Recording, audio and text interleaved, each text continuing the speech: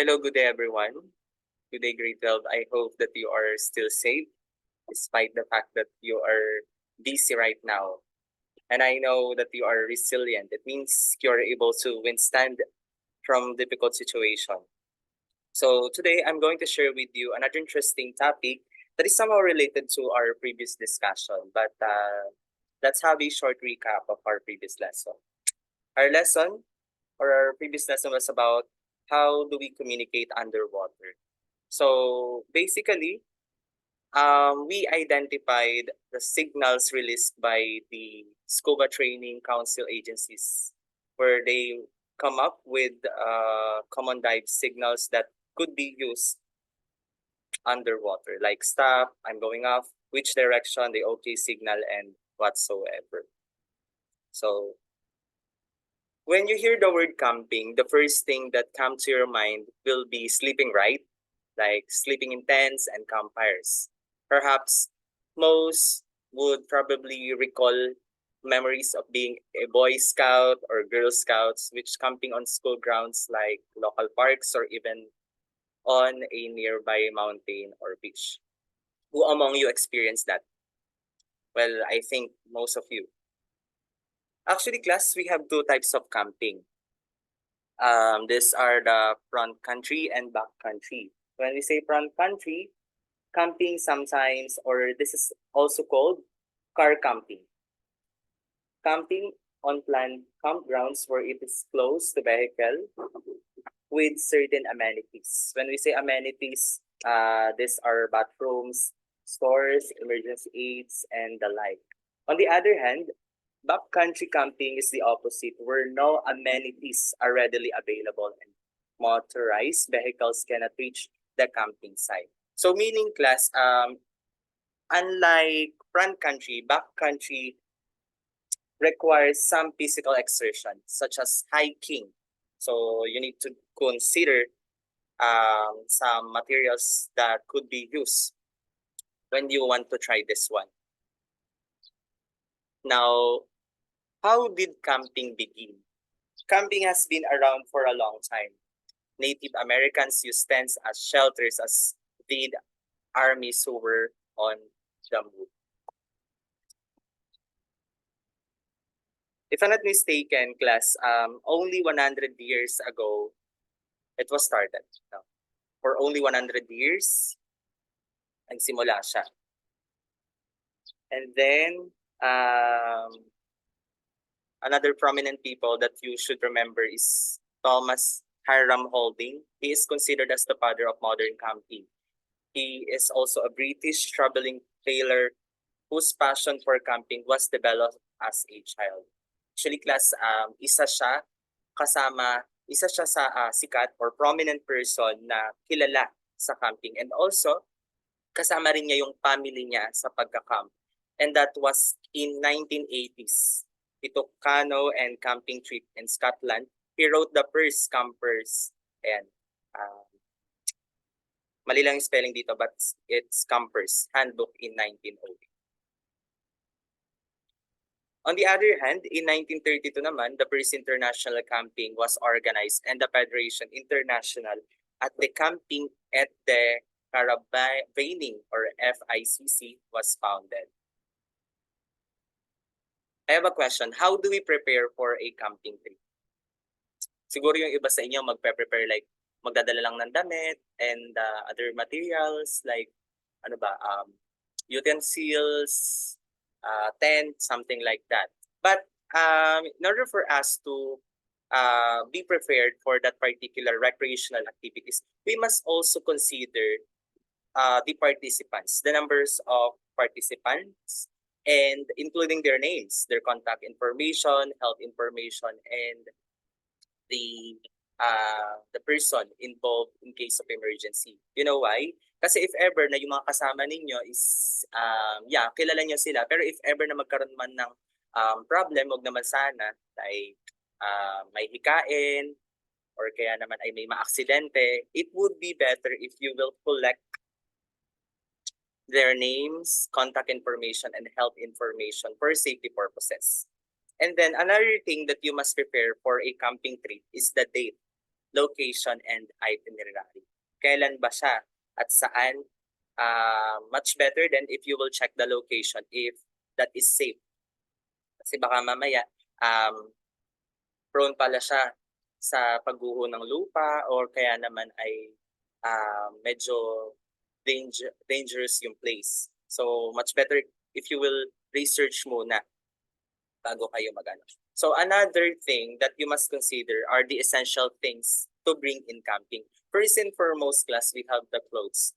So clothes are the first line of defense. This is considered as our defense, where the clothes could include the base layer, insulating layer, and outer layer. So ano-ano ba yung mga yan? Base layer, this is the clothing next to skin. So ito yung mga maninipis na damit na pwede nating suotin. Thus, if one is dressing to stay cool, the fabric should be thin and does not block the wind. Another thing is the insulating layer. The insulating layer worn over the base layer helps you to retain heat by trapping air close to your body. Multiple layers are able to trap air as long as there is an outer layer that blocks out the wind. And then last one is the outer layer, wind and rain barrier. Hindi yung tawag sa kanya. The outer layer is sometimes called the shell. So what comes to your mind when you hear the word shell? Basically, it will serve as your what? Serve as your defense. So, shell. Parang yung mga seashells, di ba may shells sila. Yung shells na yun nakakatulong sa kanila to protect themselves. Pinoprotektan nila yung sarili nila in different situations. So just like us, if you want to do these recreational activities, much better if you will consider this clothes, yung meron thin clothes, meron insulating layer, and then yung barrier layer. Itong barrier layer or outer layer could be used, class, as your protection from the wind, sa rain, or kaya naman ay sa snow. Now, what are the essential things to bring in camping? First and foremost, we have sleeping bag. It's a bag, not bad typo. So bag and pad provides warmth and comfort for a good rest at night.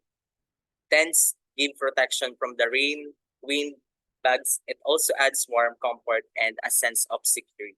When we say a sense of security, class, it makes you feel comfortable. Since tents give you protection from wind or even yung mga insects. So that's why pagka magka-camping kayo, yung tent nyo dapat is matibay.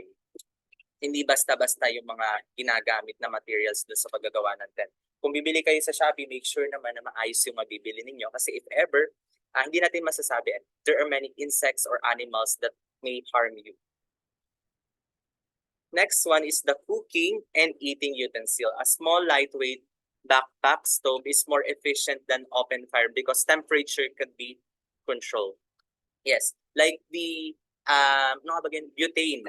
Butane could be used in cooking, and for utensils naman, much better if you will bring utensils that are suitable for you. Huwag naman yung masyadong marami, konti lang. And then, if ever, class, you don't have water, you must be cautious or knowledgeable about the water treatment options. First and foremost, we have filtering. I know some of you are familiar with this process. Basically, this process is just like removing or reducing the concentration of particulate matter. So ito yung water, idinadaan siya sa bottle top, rocks, coarse sand, charcoal, fine sand, and then yung pinakahuling part ay yung cloth. And then the bottle bottom, yung pinakahuli. So next one, water treatment, is the iodine tablets. If the water is cloudy or colored, yung masyadong madumi, all you have to do, class, is to add 10 drops of iodine. Stir and let the water stand for at least 30 minutes before use. So kung wala kang 30 minutes, don't drink that kasi nako, baka magtailang kayo. Another thing is the bleach solution. For many people, it's easy to carry. This is a treatment that takes only 30 minutes. It may taste unpleasant. Meaning, hindi siya masarap like yung nakasanayan natin na lasa, yung medyo may matamis, medyo naman matabang, pero ito medyo masama yung lasa niya. Pero you can use that as an option if ever na mawalan kayo ng tubig. Another thing is the Aqua Mira. Treatment only takes 35 minutes. Yan, konting drop lang ang kailangan nyo to clean the water or to filter the water.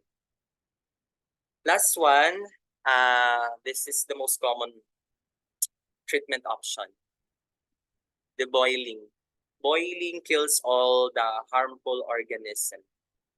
So usually ginagamit ko talaga. I can still remember when I was a child, actually we can't buy mineral water. So we used to drink water na binoiled lang or yung na under sa process ng boiling.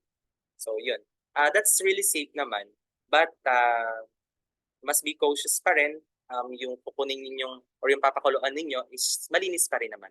Huwag naman yung masyadong magot. Now, I want you to be informed about the essential items that should be brought to camping. So, class, we have the general equipment, safety equipment, and first aid kit contents. For example, sa general equipment, we have lantern, toilet papers, biodegradable soap, insect repellent, and whatsoever. Another thing is the safety equipment. Why do you need that? Because if ever kailangan ninyo ng mga bagay like flashlight with extra batteries, yan. It's very important, especially during night. Waterproof matches, pocket knife, compass, what else? Sun protection, if I'm not mistaken, and then the water treatment, as we discussed a while ago. The first aid kit contents, we have salt tablets, paracetamol, just in case, razor blade,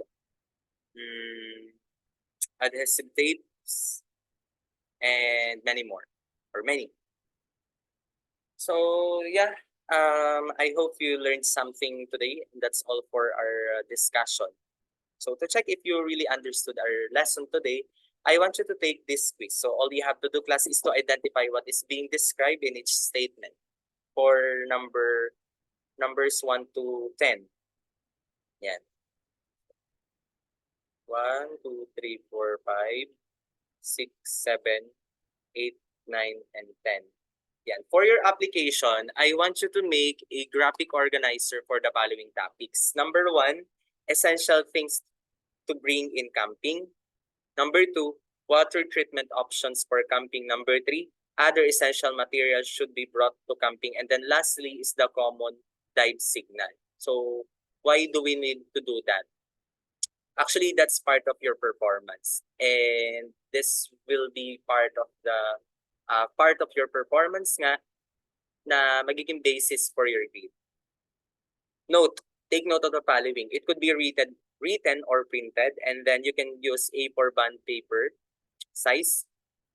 Use Times New Roman 12. Okay, so thank you. That's all for today. Please review all the necessary materials like the PowerPoint presentations given or uploaded on Genio.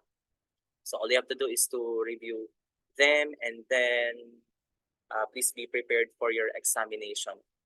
If I'm not mistaken, you will take your examination sa ibang araw. But please review as you can ng mas maaga ahead of time so that you will be prepared for the 40 items or 60 items examination. I'll send the coverage of your exam. Thank you so much and have a good day. Ganda.